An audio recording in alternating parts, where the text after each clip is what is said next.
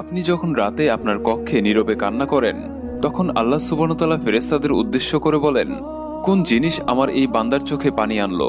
ফেরেশতারা বলে, আপনার বান্দা ভালো নেই, সে দীর্ঘ সময় যাবৎ হাসেনি। এই বলে ফেরেশতারা বান্দার জন্য কান্না করতে থাকে এবং আল্লাহকে বলে, হে আমার রব, আপনি জানেন এই বান্দার হৃদয়ে কি রয়েছে, অতএব আপনি তার জন্য সবকিছু সহজ করে দিন। আল্লাহ তখন বলেন, আমার বান্দা তার জীবন থেকে এমন কিছু হারিয়ে ফেলল যা সে অধিক ভালোবাসত। অতঃপর আল্লাহ বলল, আমি আল্লাহ শপথ করছি, আমার বান্দা যা হারিয়েছে এর চেয়ে উত্তম জিনিস আমি তাকে দেব, যা দেখে দুনিয়া ও আখিরাতের সবাই বিস্মিত হবে। নিশ্চয় আল্লাহ মহান। কমেন্ট বক্সে লিখুন সুবহানাল্লাহ।